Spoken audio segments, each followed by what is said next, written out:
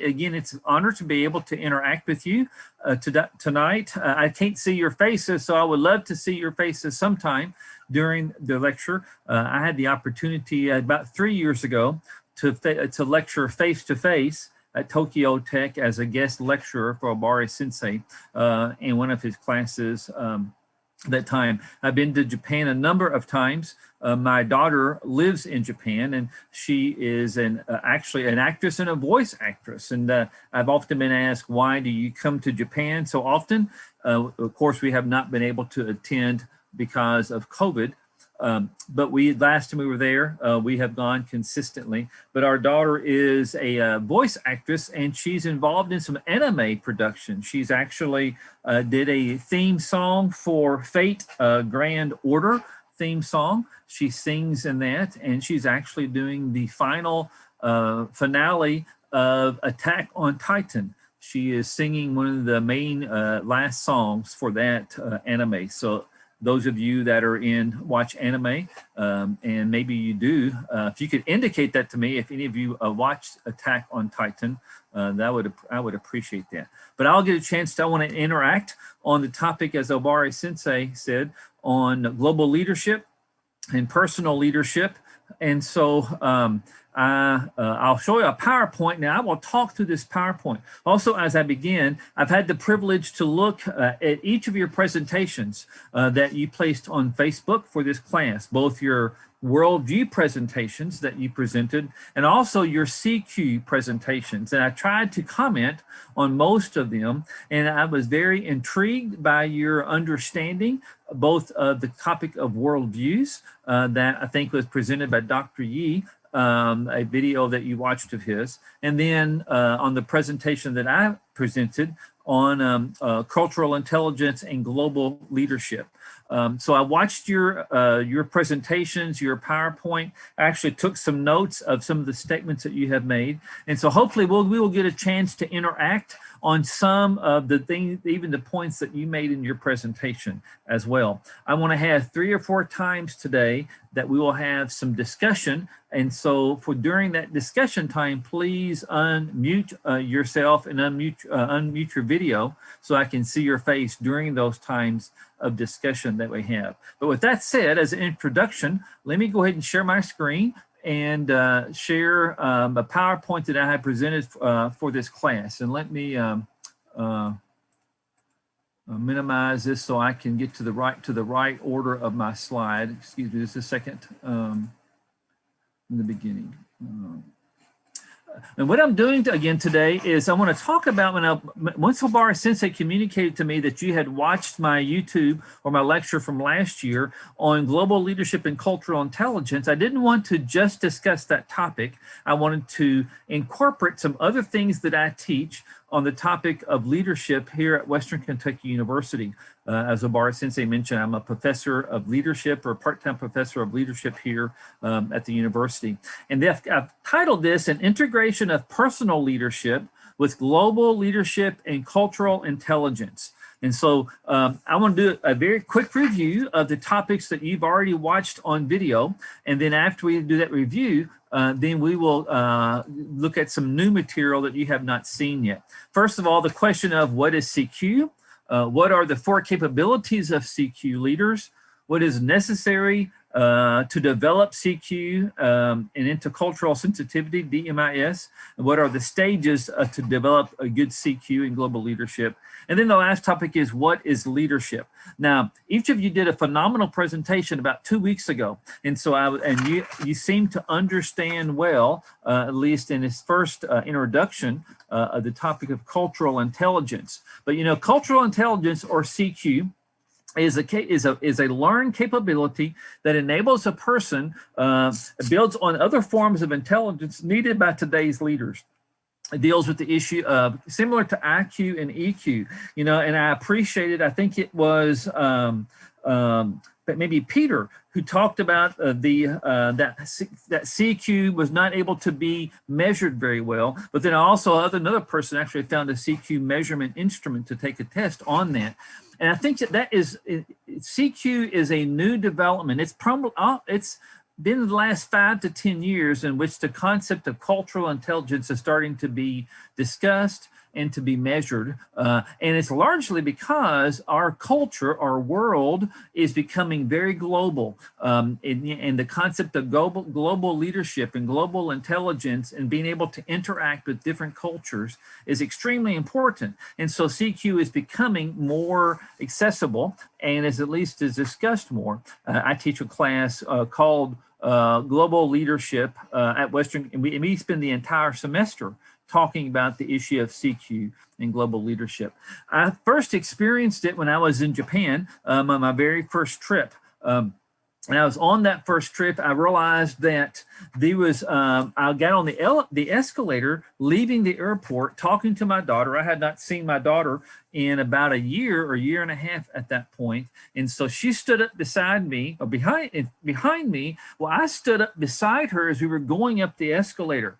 And then all of a sudden she said, "Otto-san, please, you can't do that." And I said, "What do you mean?" She said, "Well, you cannot stand beside me. You have to stand to the side of me or behind me or in front of me on the escalator." You know, we see that in Japan. On the right, the picture on your right is an escalator in Osaka. And a picture on the left is an escalator in Tokyo, where you see even in Osaka and in Tokyo, there's a difference in the culture that's taking place. And if a person doesn't understand that they need to queue up before they go up the escalator, they are not culturally intelligent. And so that was a very simple thing that I had to learn about being culturally intelligent and the necessity of that. You know, cultural intelligence, why is culture so important? And the culture is a person's beliefs and values and customs and attitudes that makes one group unique, or at least distinguishes it from from another culture that's taking place. And as many of you commented in your own presentation, 70% of international ventures fail because of the lack of CQ. Now, I didn't have this slide in the presentation, I think, that I gave you the last time, but what I have a picture of here is a picture of baby food. It is baby food that you can purchase in America and many parts of the world, probably, in which you have a jar of apples or a jar of spinach or kale or something of that nature.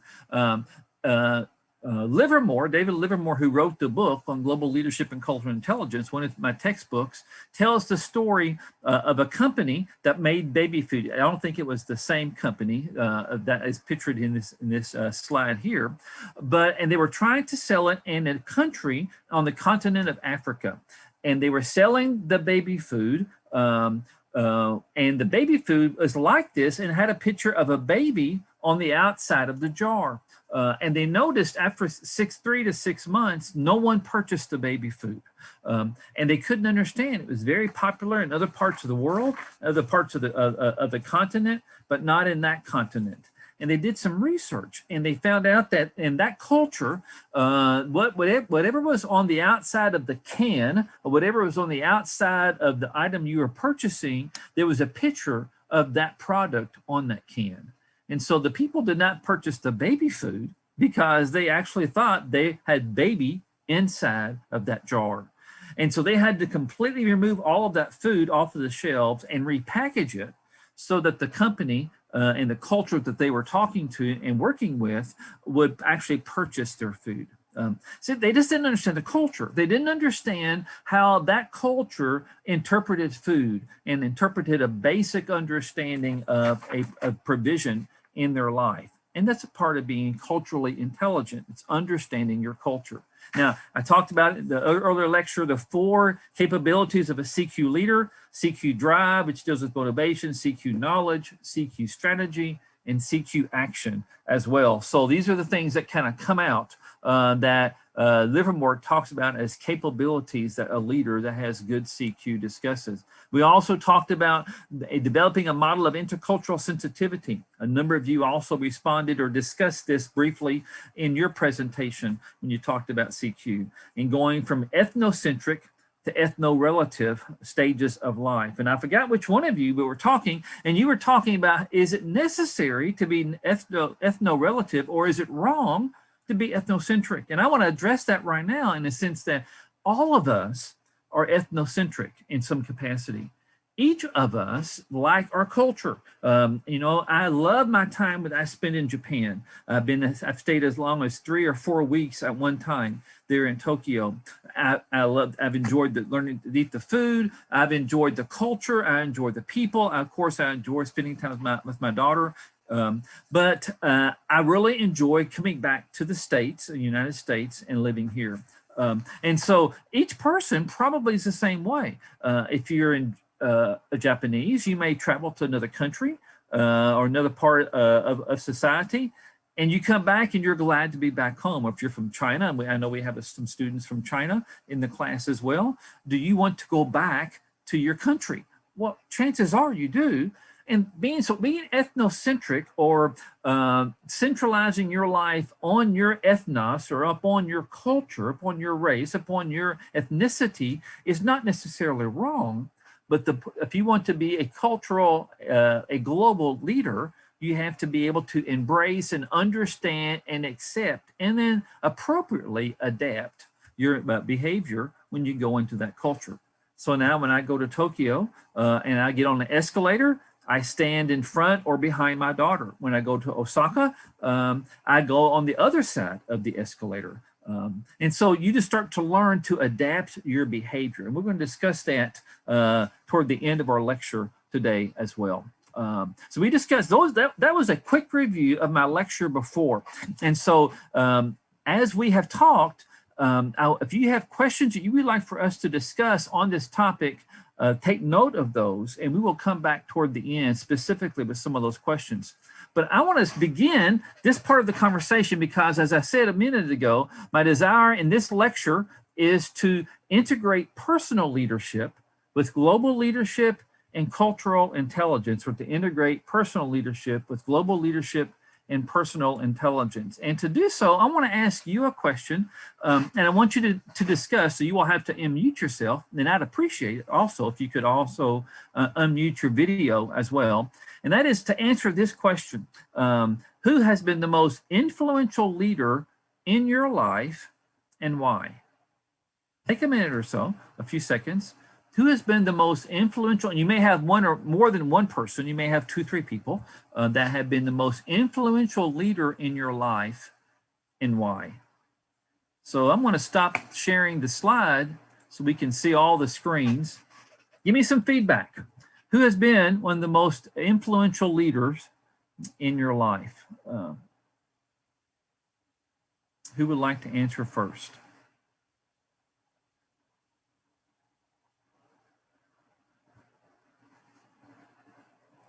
I guess I can go first.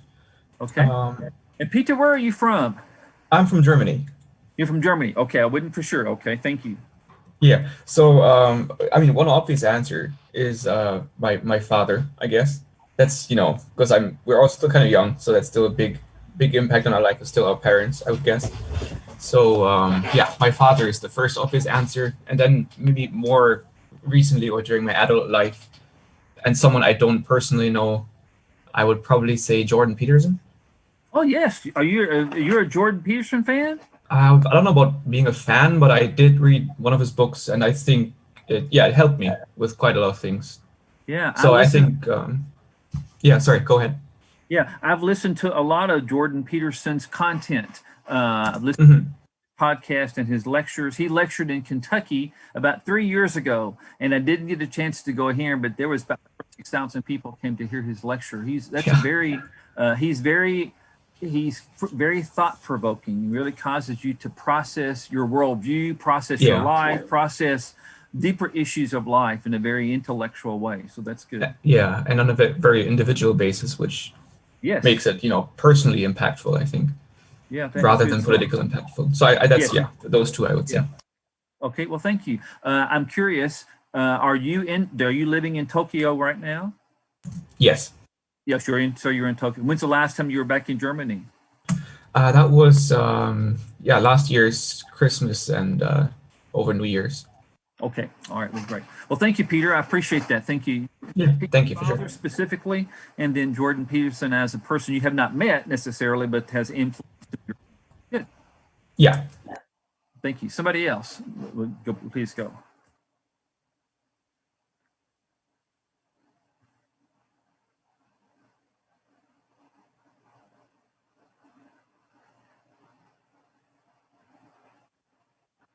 Who's the most influential leader in your life?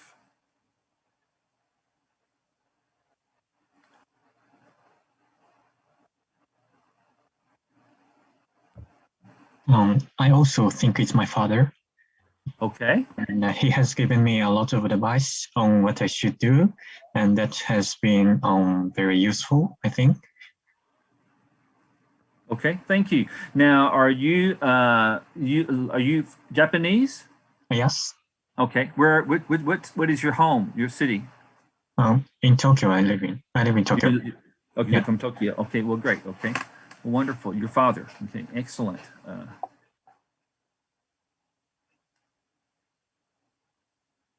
He's giving you great advice. That's good.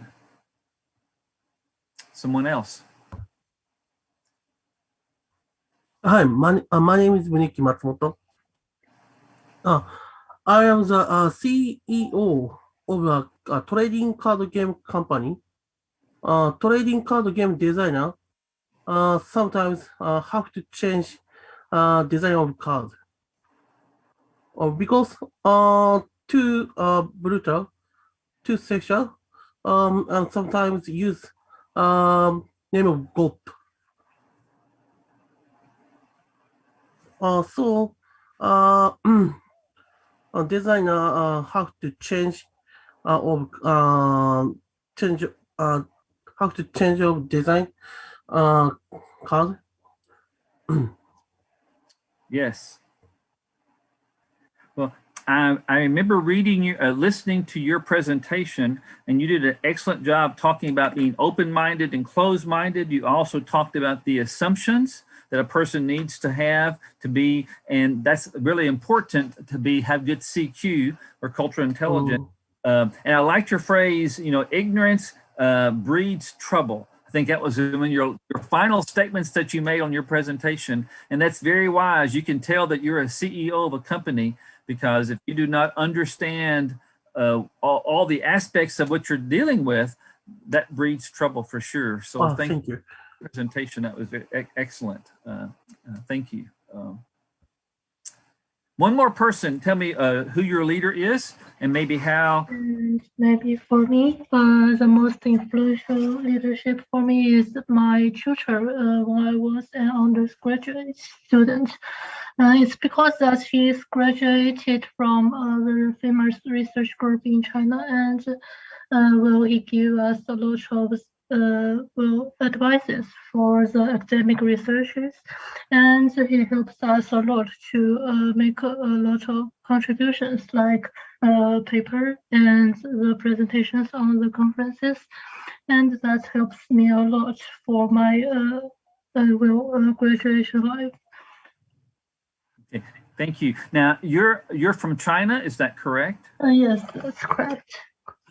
Are you living in Tokyo now for the to go to Tokyo Tech, or are you doing all online? Yeah, I live in Tokyo now. You live in Tokyo. Okay, well, great. Yeah. Well, thank you for that. Yes, the role of professors, the role of instructors can be very strong in leadership. Yes, that's right. Yes, the role they can play in our life is very, very significant, for sure.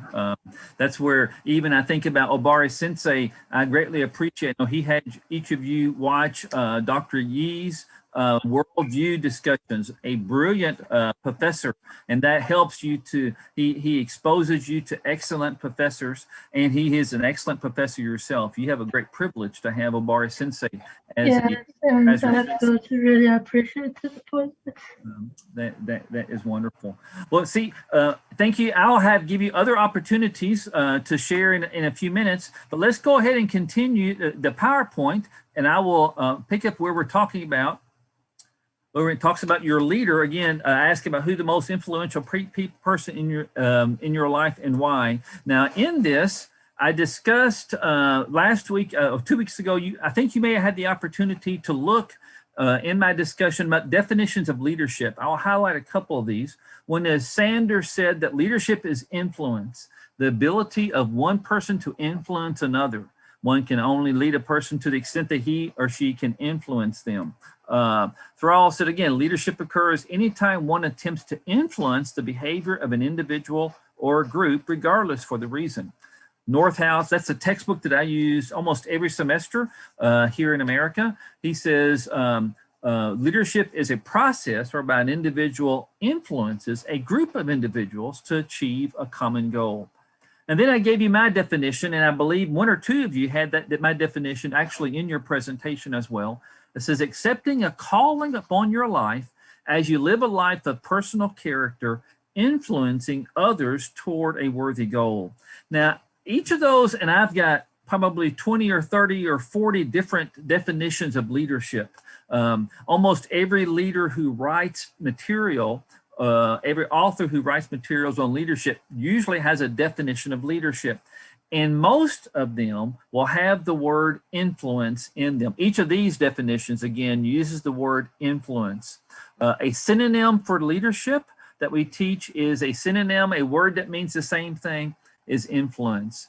And you think about just what you've shared, Peter talking about his father and Jordan Peterson, others of you talking about your parents or your father, or talking about your professor. It's individuals that influence you to do something, to influence you to go in a direction. They influence you to learn, or to learn about worldviews or cultural intelligence, or influence you to learn about computer programming, or whatever that characteristic is. That's what leadership is. But I want to highlight this.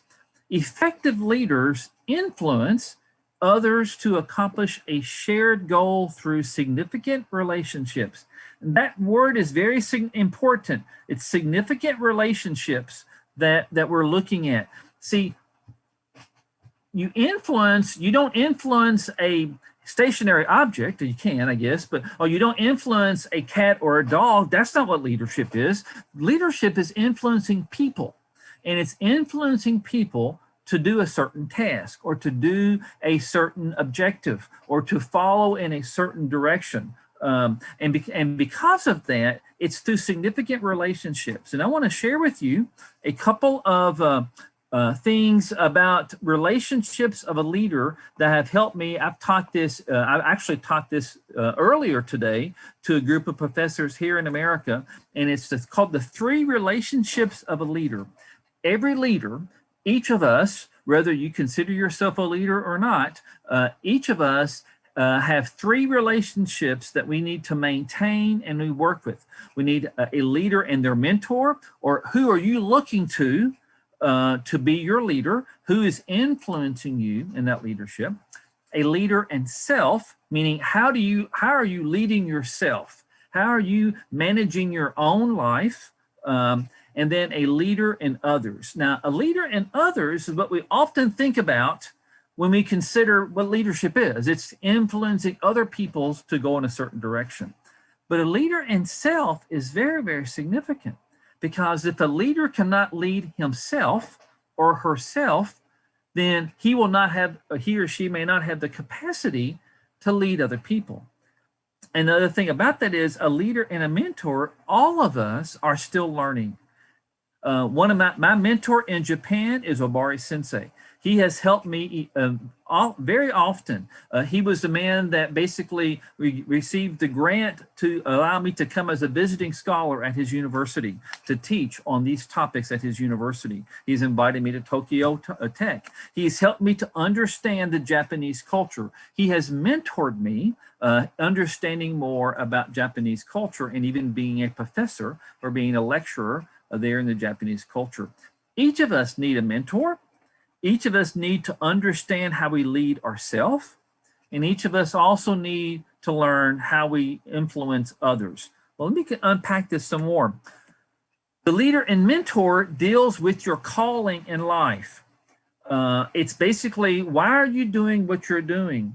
The lady, Shin, I think, Shin, what you just spoke, your professor, I'm sure, helped you to influence to want you to get now your doctorate or to get your graduate program. They influenced your calling in life. And so that's what leadership does. A mentor helps in your calling or in your direction. A leader in self deals with your character. It's what you're like internally. It is your honesty or your respect or your values or your ethics that may be discussed. And then your cause is, where are you taking other people One of my mentors was named Dr. Howard Hendricks, and he used to make this statement. He said, if you call yourself a leader and no one is following, guess what? You're just taking a walk, because a leader always has somebody else following them. A leader is always influencing another person. And you influence that person toward a worthy cause or toward a worthy goal.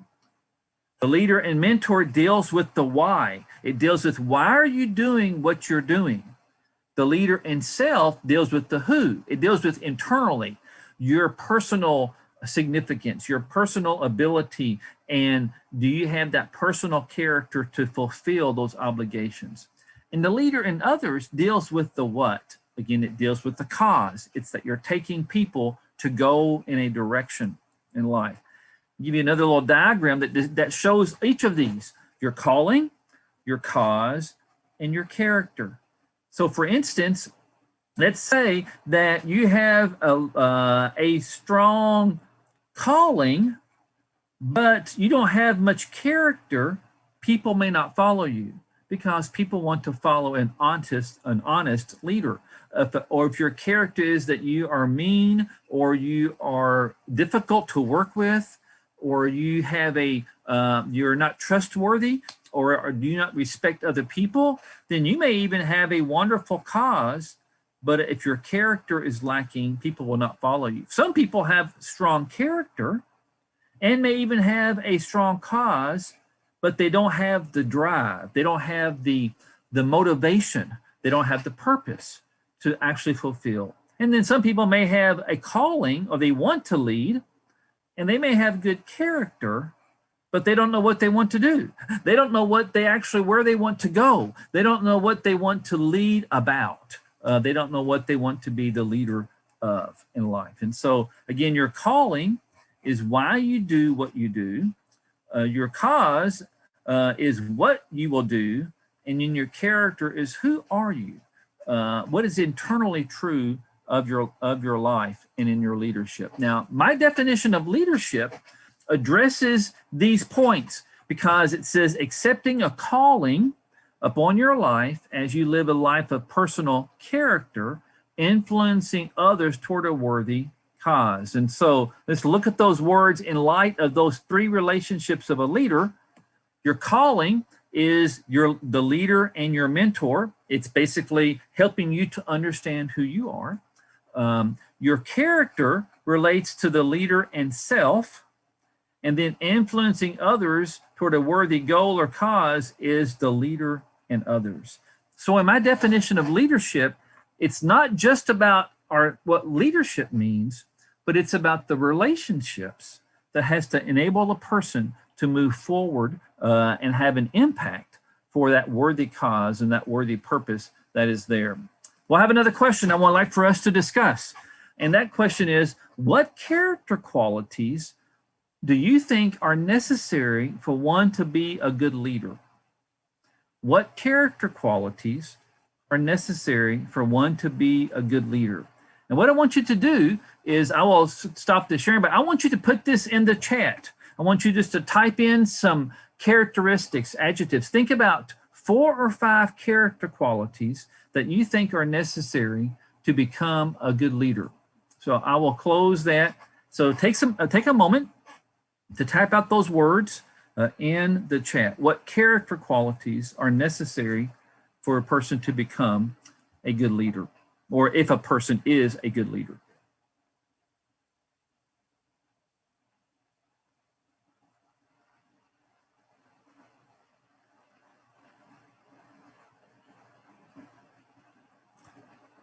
Write them in the chat.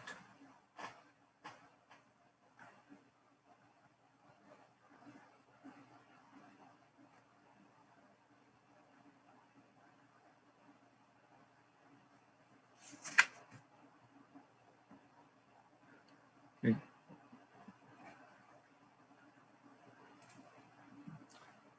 Okay, guiding principles. And Obari Sensei says, oh yeah, I'll let each person write something. Good. Keep going. Wonderful. For the future.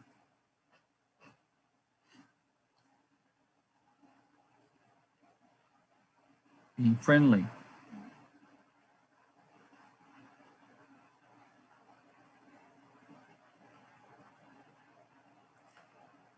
Obara Sensei has written guiding principles of integrity and honesty, seeking for the interest of others. Mr. Takamoto wrote down tolerance, honesty, vision for the future. Peter wrote down discipline, attention, honesty, empathy. Okay. Go Shikawa wrote down person being friendly. Sue wrote down, I like that, kind but strict. That's good. Kind but strict.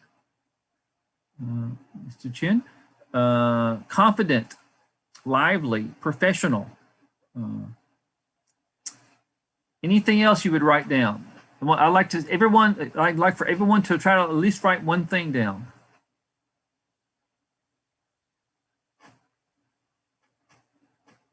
Enthusiastic, Obari Sensei writes.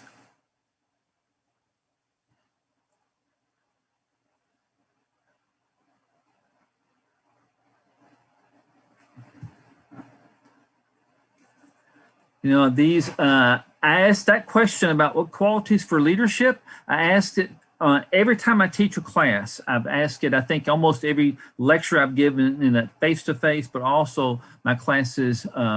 And it's many of these things are true universal around whatever culture you are in. If you're Japanese, or if you're Chinese, or if you're American, or if you're from Africa, if you're from Germany, wherever you may be, many of these things are very, very similar. You know, a good command of language, Obari Sensei wrote, a good communication ability, being able to communicate. You know, my biggest area that is a hindrance for me being a leader in Japan is the ability to communicate in Japanese. I know very few words in Japanese. My daughter, who is is an actress there in Japan, she is not fluent in Japanese, but she is very, very, all the songs that she sings for all the anime are all in Japanese, and she's very gifted, and she has gotten a command of the language that you see here. But you see these common characteristics, and the most common characteristics that are true are the issues of integrity, of honesty, of confidence, and I could almost say enthusiasm. With that, confidence, enthusiasm is very similar. And I like what Obari Sensei said there, seeking for the interest of others. See, each of us want to be with the leader who's not thinking about themselves, but they're thinking about the people that they're leading. If the person is only concerned about their own personal well-being and not the well-being of those that they're leading, that is a very self-centered leader. And that leader will not have the influence that he or she would desires to have, because no one likes to be around a selfish person. Nobody wants to be led by a person who's thinking more of himself or herself than those that are leading. Well, we will continue on. I will go back to the PowerPoint. Says again, we talked about what qualities are necessary for one to be a good leader.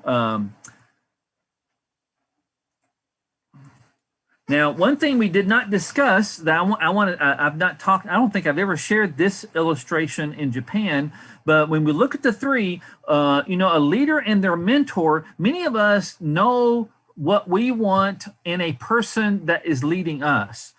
Is like, are they honest? Do they have confidence? Do they have the ability? Are they well respected? Are they knowledgeable of the content?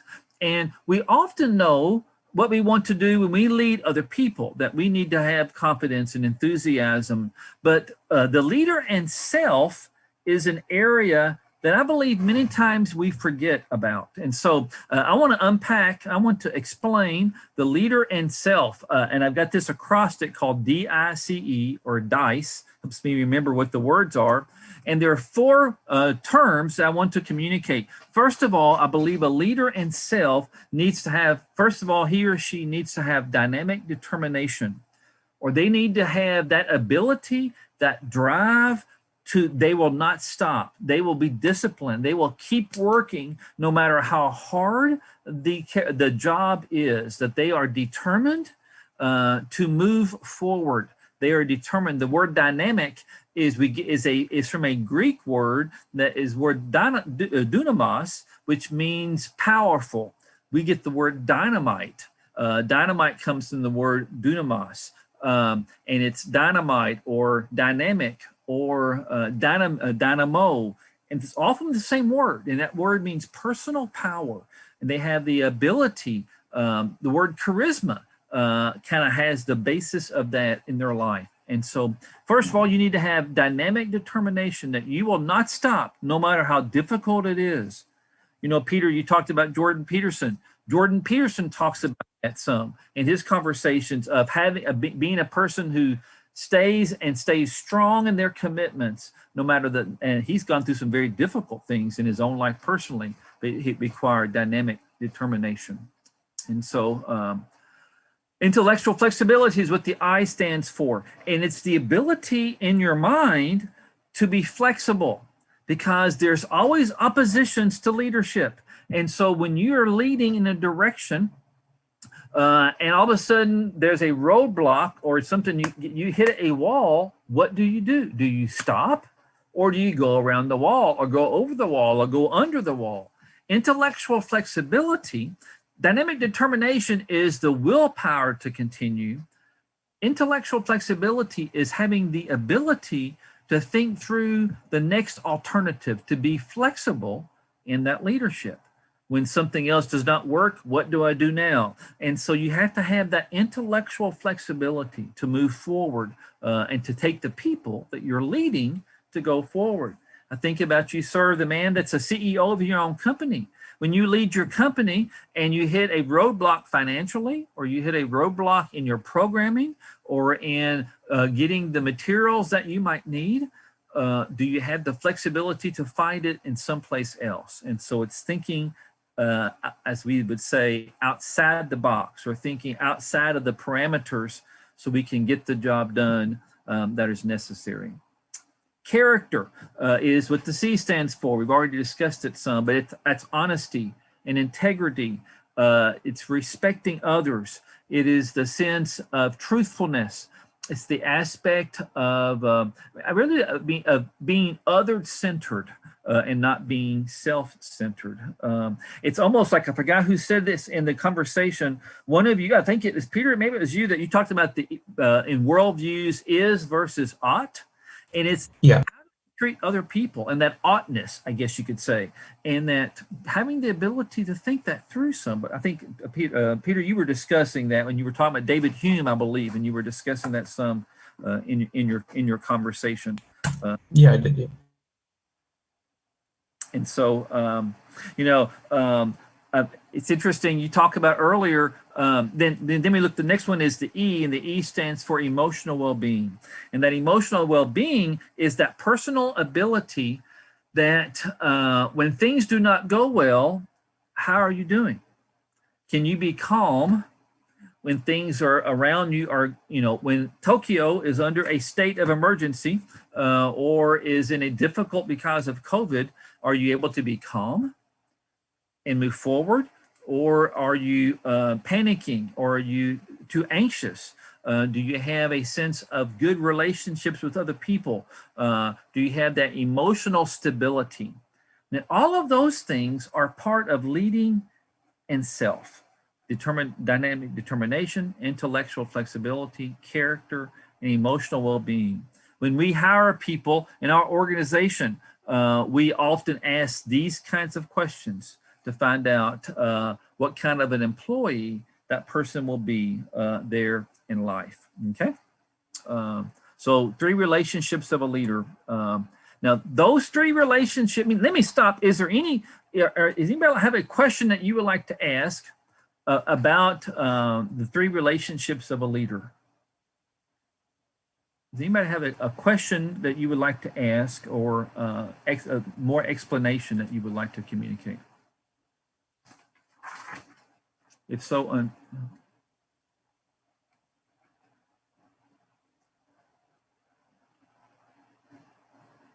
okay.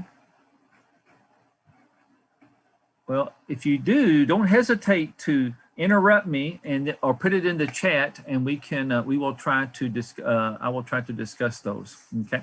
Well, let's continue on. We're going to continue on for a few more minutes, and then we'll have a time of Q&A and a time of discussion, because this next section deals with how it relates to a leader in self, but also a leader in others as well. This diagram I have used a number of times in Tokyo, but also here in the States. And it's kind of for you to understand it, it basically has a spectrum where things fall in line in our life. First of all, it's our purpose. Do I understand my purpose or my calling? My purpose and my calling lead to my character and my values in life. And then those values lead to my goals. What do I want to accomplish? And then the goals lead to a plan of action or the conduct that I'm moving toward in my life. So you start with your purpose and your calling. It goes down to your values. And many times your values and your calling or your purpose can go interchangeable. Then it goes to your goals. And then it goes to your plan or your conduct that's carrying it out. So because I bring this up, and I bring it up at first at purpose and calling, because every leader needs to know their purpose. That's why am I leading? It goes back to global leadership and cultural intelligence. Why do I want to be a global leader? Why do I want to have cultural intelligence? What is the purpose? Not just why I want to get an education, but why am I here? What is my calling in life? Now, what I want to do in these three things, or in these four things, purpose, values, goals, and plan, I want to relate those to the four capabilities of a global leader. I want to integrate this into the four capabilities of a global leader. First one is purpose, and your CQ drive relates to your purpose. It relates to your motivation. Why do you want to be a CQ leader? Why do you want to have cultural intelligence and be a global leader? What's your motivation? Is it just to learn a different culture? Or is it to be a CEO and sell your product in another culture? What is your purpose? And can you articulate that? If you were in my class at Western Kentucky University, I've done this last year. I did it with I had PhD students, and I had master's students and undergraduate students. And their very first assignment in class was they had to write "My purpose in life is," and they had to write a paragraph of what that is. My purpose in life is. I want to read to you a purpose statement that one of my students wrote. Now, this was an undergraduate student a number of years ago about purpose. I won't use his name, of course, but this is what he had to say when I asked him what his purpose in life was. And he said, "My purpose in life is that there really is no real purpose for me." Then he said, "Like all animals, we are just here to live and to exist and to pass our knowledge to the next generation." Why are we here, you ask? To be very honest, my answer is simply because. People are here and they will find out their purpose in their own time. As for me, I am just here because. And I wrote on his paper when I graded his paper, I gave him full credit for his paper. Are you just like an animal? Are you no different than your cat or your dog to just pass on? But see, his purpose, I believe this individual failed to understand that he was uniquely created, that he had a very unique, special calling in life. It relates to his worldview, his view of reality, his view of humanity, his view of religion or theology, his view of right and wrong, and his view of knowledge. All of that was wrapped up in his purpose. And he was confused as a young student and did not understand his purpose. I was much like him when I came to college. You saw these pictures a little bit earlier. This is the house I grew up in. And I left, you can tell the back room of this house was this house was about to fall in after we left. We had no running water in our home. My father was an alcoholic, and we were very, very poor. And I went off to college, and I made a commitment that I was going to go to college, and my purpose in life was get education, to get my degree. I was going to be an engineer, to make a lot of money and buy a lot of things. My purpose, my focus was happiness, education, money, and things. But I realized it goes back to some degree from what Obari Sensei posted just a minute ago in the chat about a good leader is thinks about other people. And what I was thinking about was just myself. I want to get the best degree, make the most money, buy the nicest car, so I could be happy in life. See, I did not understand my purpose. I didn't know why I was here. And I really began, even as a freshman and sophomore in college, to ask myself, what is my purpose in life?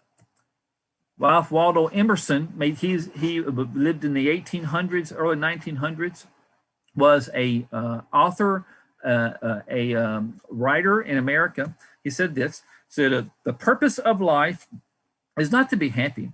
It is to be useful, to be honorable, to be compassionate, to have your life make some difference, that you have lived and you have lived well. I like that. The purpose of life is not to be happy. No, you will be happy, I believe, but it's to be useful, to be honorable, to be compassionate, to have it make your life make some difference, that you have lived and that you have lived well. And I could even add to that you would have had an influence, to use the term that we use in leadership, that you would have had an influence on someone else's life and objective in their life. Now, I don't know if Obara Sensei has asked you to watch this this YouTube by Rick Warren on purpose-driven life, but he gives at least four things a purpose does for you. Knowing your purpose gives you meaning in life. It basically helps you to know why you get up in the morning. If I was to say, why are you getting up in the morning? Is it just to go to class? Or is it just to go on Zoom? Or is there another reason that you get up? It gives you meaning in life. Knowing your purpose simplifies your life. It tells you what you say yes to and what you say no to. A good leader has to say no. They have to be able to say, no, I don't have the time to do this, but I'm supposed to do this, because it simplifies. So it takes out all the stuff and it helps you concentrate. Then it focuses. The focus is like, a laser is focused light. And that's what your purpose does. See, at first it simplifies. I want to do X, I want to do this, and I want to do it like with very much intensity. So it kind of streamlines that direction and focuses. And the last one is knowing your purpose provides motivation for your life. It enables you to be able to know, again, why I get up in the morning, and keeps you going with that dynamic determination when things are not going well in life. My purpose in life is, now, this is not part of your class or your assignment, but I would encourage you to think about it. If you had to write a paper, if you had to write one paragraph, you could email me. I would love to correspond with you. You can put it on Facebook if you would like. But it'd be interesting for you to think about that statement, because a global leader knows his purpose, or she knows his purpose. And so purpose and calling. See, now also, we talked about the 4 capabilities of CQ knowledge. We talked about values.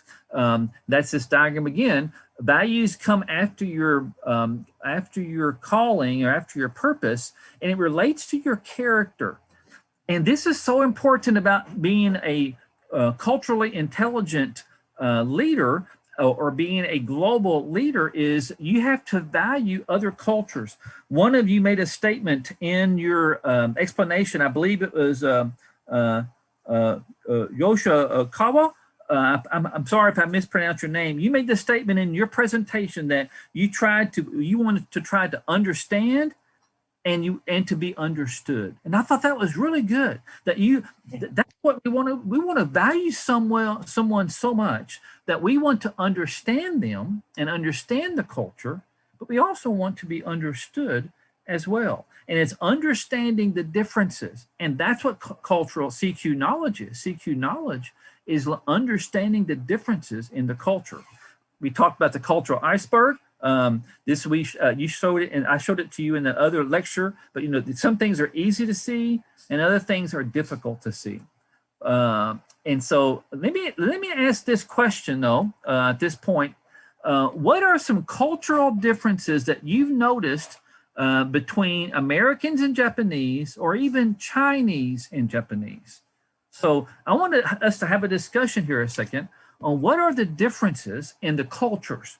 What's the cultural differences between, and you can either choose Americans and Japanese or the Chinese and Japanese culture.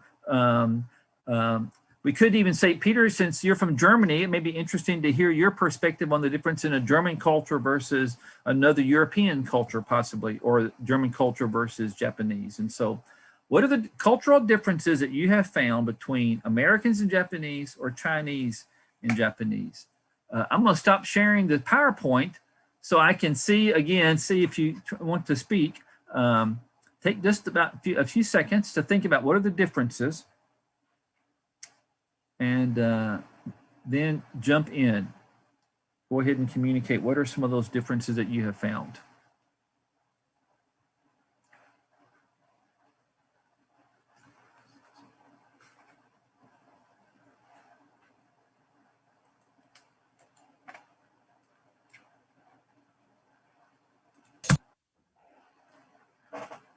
Go ahead, Peter. I see that you've hit your phone. Yeah, I'm still trying to find the right words for it. It's difficult. It's a difficult question because there's so many small differences. But yes, For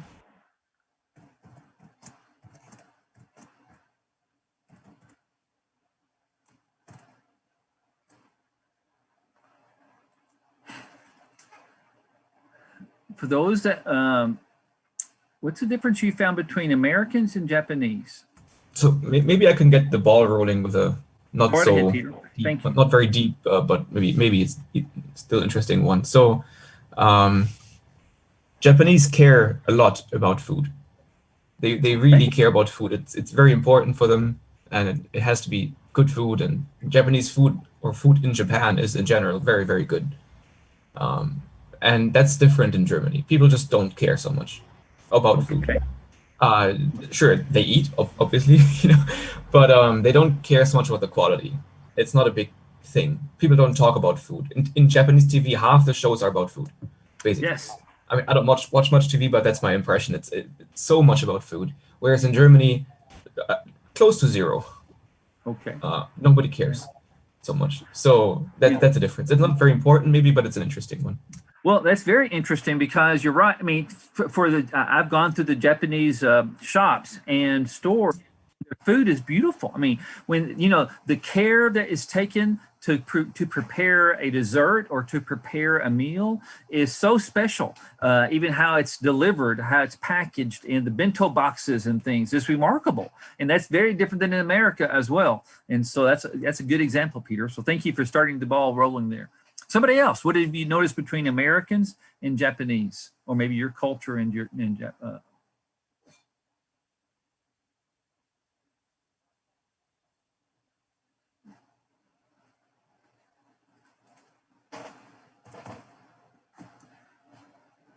Chin, you're from China. Could you might try to? Yes, I actually have a feeling that in good way that the Japanese are being very polite, if you know what I mean. For example, if you go to the store and you buy something, the guy who works in the store must say thank you and bow to you and that kind of stuff. And well, they are so polite that sometimes you feel that there is an invisible rule, and you lived under that kind of rule. And as a foreigner, I felt very comfortable. But I don't know, as a native, what's their feeling when they say that thank you thing and they bow to everyone else. And that's the most impressive thing for me. Yes.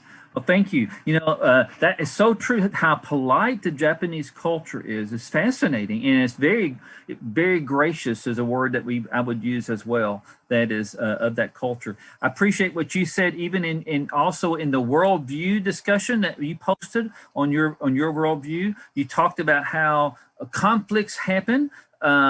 Between different cultures, if you don't understand either like the East and the West, or a different religion or different politics, all of those things, if you don't understand the worldview or the culture, there becomes conflict. And so thank you for sharing that even in your presentation as well. Thank you.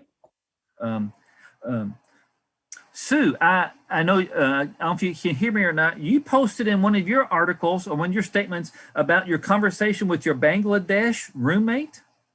Yeah. Can you comment on that, because that relates to different cultural differences as well?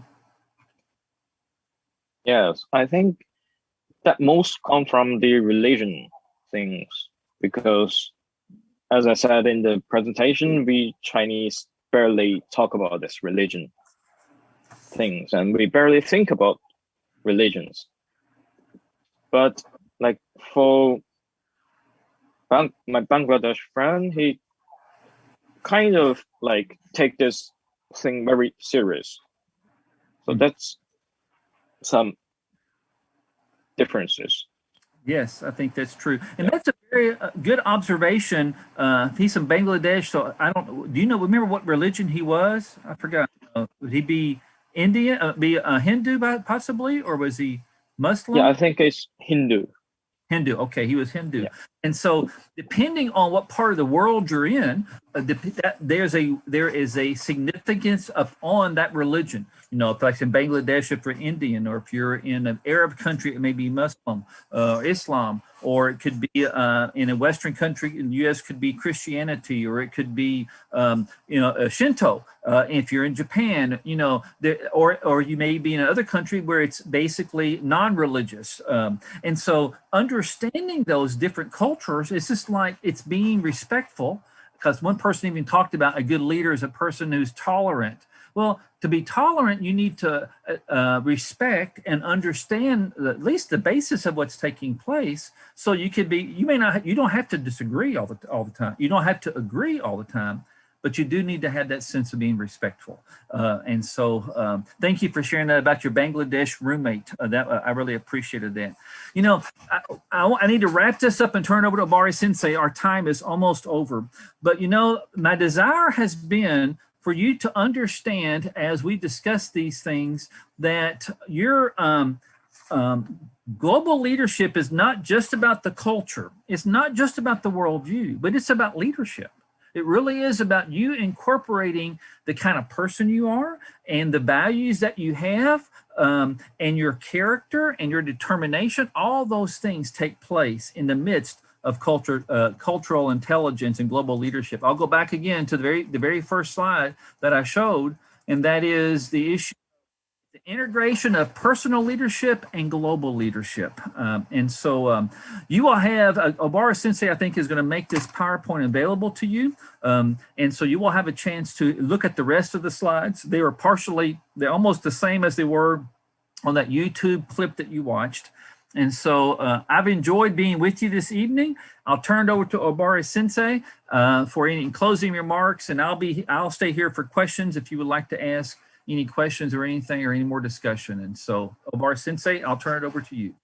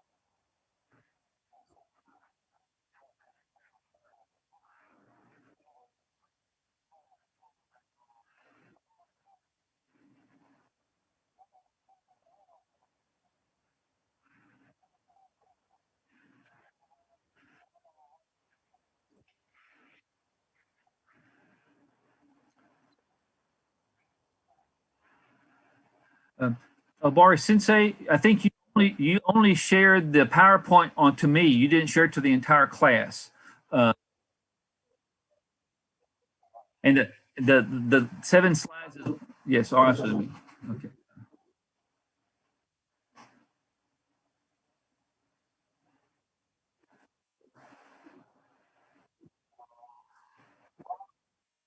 Right.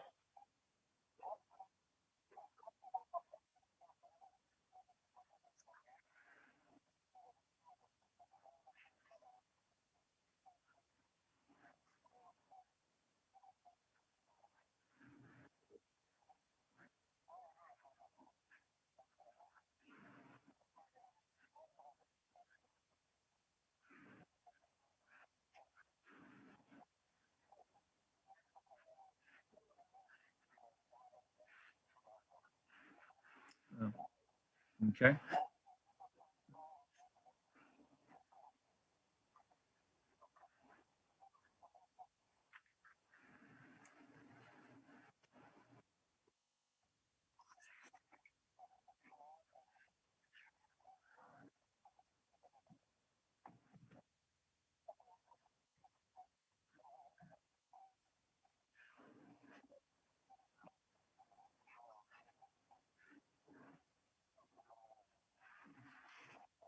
Yes, I'd be glad to do so. I'm putting my 2 email addresses on here as well. And if you would like to email me at those email addresses, then I'd be glad to correspond. I will read your feedback and your presentations, and I'll as well. So I'll be glad to do that. So I appreciate.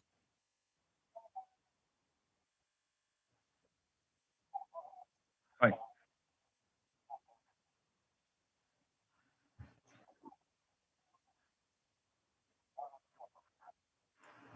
Thank you. Yep. Thank you very much.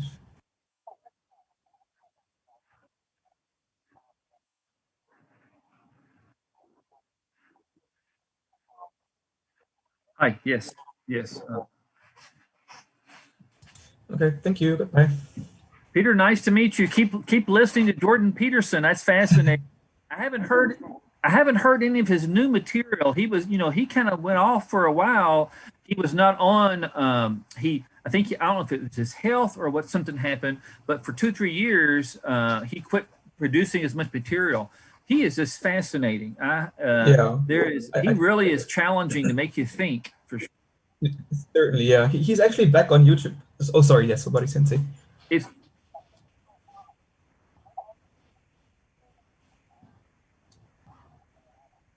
I can try, sure. yeah. Yeah, I can try that for sure. Yeah. Yeah. Yeah. He was a professor in Canada, Obari Sensei. Yes. Okay. Yes. Yes. Yeah. Okay. So yeah, I'll try that. That Okay. would be great. Thank you. Thank you. Thank you.